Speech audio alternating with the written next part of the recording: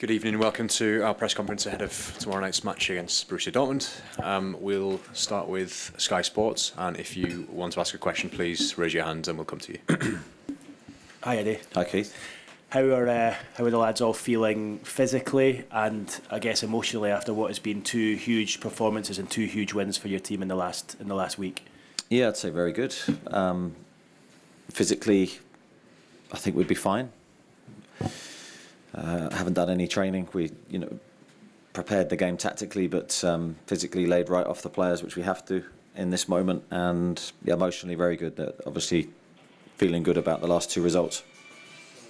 It's a fine, Simon. You obviously don't have your injury problems to seek at the moment. Dan Burn got injured with his back at the weekend. How is he ahead of this one? Is there any chance of him featuring? Unfortunately not. Dan will be out for some time, I think. So it's another long-term problem. A couple of months. Is it sort of a speculative number for us? He landed on his spine. I think he's got a problem with the base of his spine, so a huge blow. I guess a huge blow for you in terms of what he brings to the team, but also his character behind the scenes and what he's like in the dressing room. Yeah, absolutely. So he's been gigantic for us since he signed, for lots of different reasons, as I've continually said. His character, his determination to win, his experience, and his versatility as well. So it's not just sort of one position we're losing. We're losing his ability to play centre back as well. So, but it's something we have to roll with. Okay. Anyone else? Lee Ryder. Eddie, it's 2 years since you've taken over as Newcastle manager. Would you have believed you'd be in Dortmund 2 years after that? No. As I said, when we took over, the vision was very short term. It was, can we stay in the Premier League? And we hadn't won for some time. So it was firstly getting that first win and building the confidence from there, really. And once it came, I think we steadily improved. But to be in this point so soon after those moments is something we don't take for granted. You've instilled so much belief back into the football club. A lot of people say you've got the club back now. That must give you immense satisfaction. I think, that the whole feeling at the club gives us immense satisfaction. The working environment the players have got, the culture we have at the training ground is very strong. The relationships are really strong through the spine of the club, which I feel for a successful football club, it gives you the best opportunity. And most importantly, I think the relationship with our supporters and the players and us is really healthy and it's in a good place. And I think that combination is so strong for us at the moment. Just finally on the game tomorrow, a lot of people saying it's a must win because of the situation with Dortmund overtaking in the group. But do you see it that way or? Well, it's inbuilt in me. I think every game's a must-win. And the term probably is overused in football because I just feel that's the only way that we prepare. We prepare to try and win every game. We never have anything else in our minds. So that's what we'll try and do in this one. Okay, I'm going to go to Jordan and then Luke. Jordan. You mentioned the injuries there as well. Obviously, you've got Emil Kraft unavailable as well, alongside Matt Ritchie. How do you pick a bench tomorrow? Because I think I've counted, you've actually got 16 first-team players unavailable. Yeah, like that, really. You see who's fit and who's available, and we've added a couple of younger players to the squad. But we'll go with that. I mean, that's all we can do. I think that you're always going to get injuries. I think the problem for us is a lot of the injuries we've got currently are on the longer-term scale, which means there's no relief coming around the corner, which then leaves every game that you play, you're in a dangerous position. But we wouldn't have it any other way.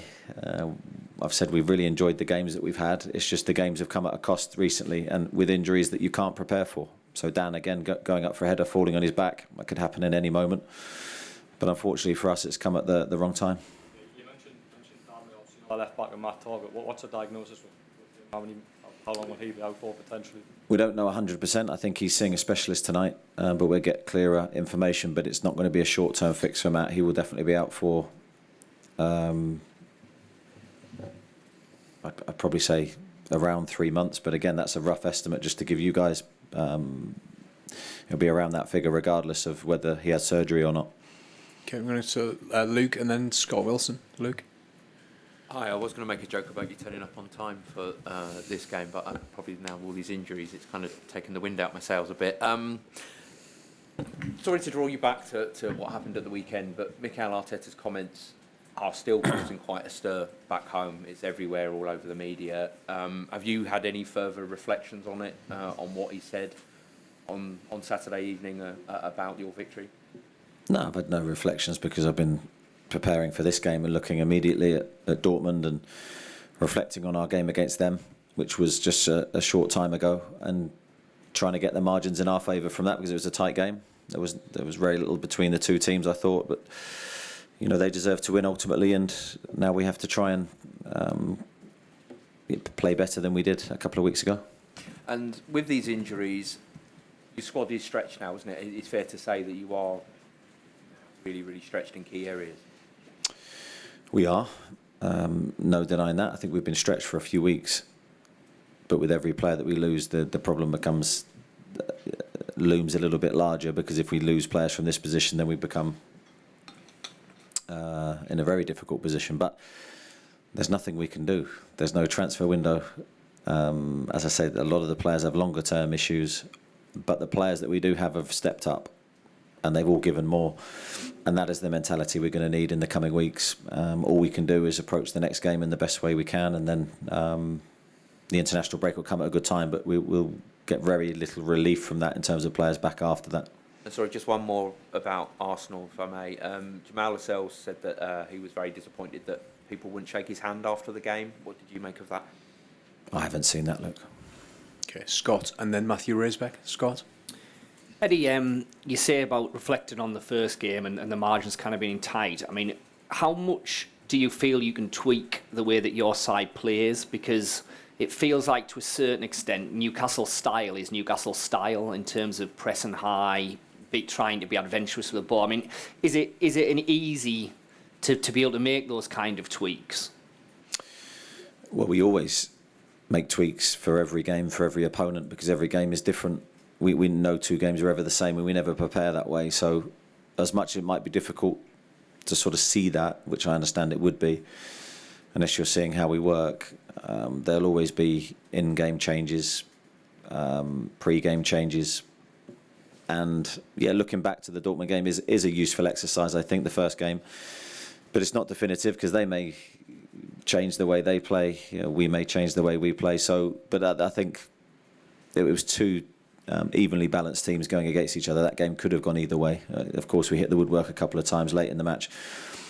But I think the players have a good idea what to expect. They are a top team, and they've got players that can hurt us. So I think there's full respect from us, but hopefully we can get the margins on our side this time. Matthew and then Martin Hardy. Matthew. Eddie, with Dan Burn unavailable, you will have to make at least one change. Tino Livramento has done well for you in recent weeks and came on at half-time for Burn at the weekend. How ready would you say he is for the Champions League, because he hasn't featured for you yet in the competition?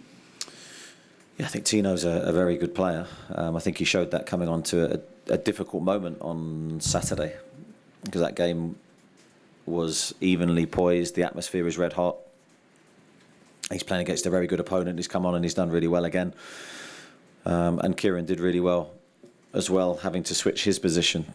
So that we'll make the decision based on all the information we have in terms of how we go with the team selection. And fingers crossed the back four's unaffected. Joe Willett made his comeback for you from injury in the previous match against Dortmund in the Champions League. After having a couple of outings since then, what sort of level would you say he's at in terms of his fitness? I'd say he's done really well. I thought he made a real positive impact coming on against Arsenal. Of course, played the part in the goal. But his all-round performance and physical well-being has looked really strong. So delighted with his return to the team. And yeah, he always gives us a different balance in midfield. He always gives us something different that we haven't got. Martin Hardy and then Chris Woff. You're in Dortmund in the Champions League. You beat Manchester City, Manchester United and Arsenal in recent weeks. Does it bother you if you upset them, or is that part of the process to become a regular team at this level? Upset the English teams? we've got no desire to upset anybody, just to try and win. And however we do that, I've got no issue with that as long as we do it within the spirit of the game.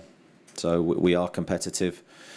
We're hugely ambitious, and full compliment to the players and how they handled Saturday. And is the desire you have matched by your players in terms of progression? Yeah, absolutely. I mean, I think you can see that from how we've performed, the spirit within the group. I think the players have handled themselves magnificently this season in difficult situations. Chris and then Craig. Hi, Eddie. Hi, Chris. For Sandro, have you had clarity yet as to whether he's allowed to play in friendly matches going forward? And I know you said he was going to be potentially involved with the team flying places. Has he come out on this trip as well? No, he hasn't travelled with us. He trained this morning and trained well. Have we got clarity on that? We haven't yet, Chris, no. And in terms of, obviously, there was the information on Friday that the FA are going to look into it as well. Has there been anything further that the club's heard on that? Nothing that I'm aware of. Okay. Craig? Eddie, you've been on the receiving end of some perceived VR injustices this season and last. Do you see the worth in clubs releasing statements such as Arsenal did? I'm not going to comment on that. That's nothing to do with me, how another team decides to handle that situation.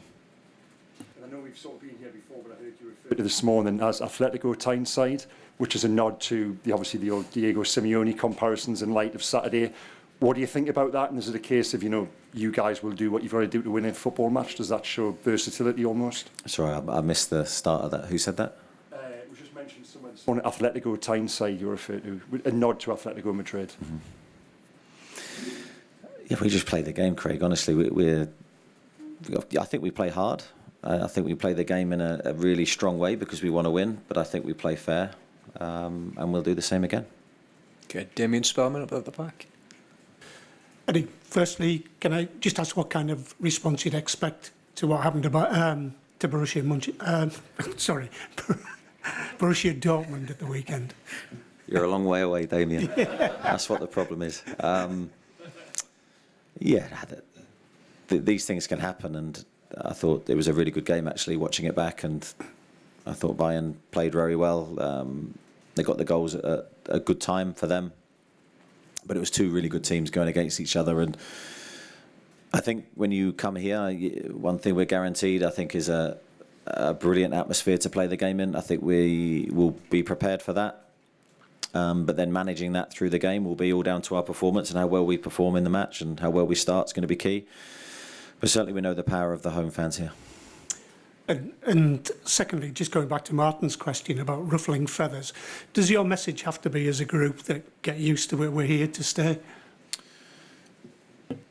No, we're not intentionally ruffling any feathers. We're just trying to win.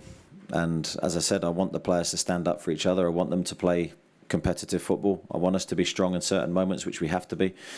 And I think we did all of those things on Saturday. I've got no issue at all with how we played.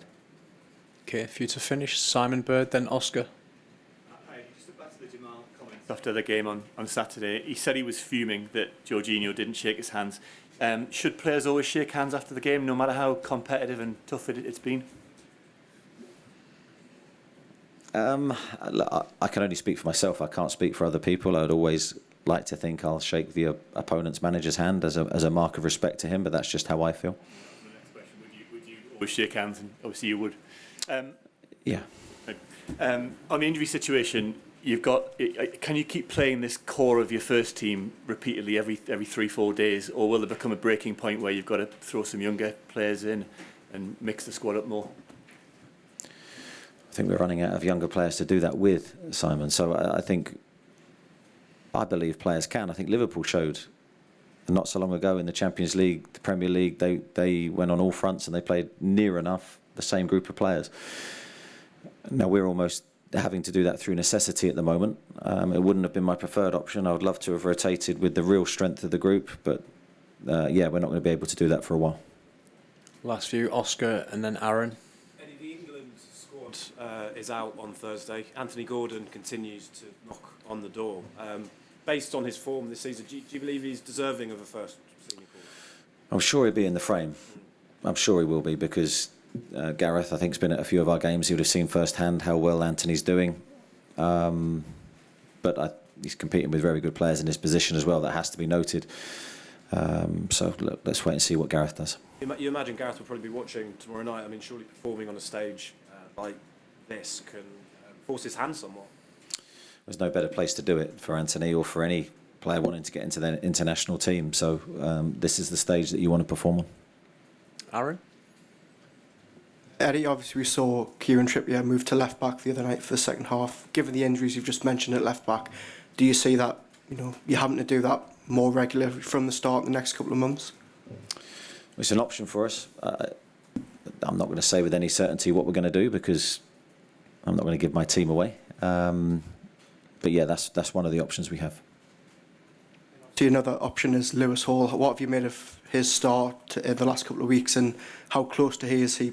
Probably filling in for Burn and Target in the Premier League. Well, again, Lewis would be another option for us, and I just go back to the Manchester United game where I thought he started the game really well. He was a real attacking option for us. Scored a great goal. So yeah, I think he's in a good place. Okay, that's all we have time for, guys. Thank you. And we'll Thank you very much, everybody. Nice to see you.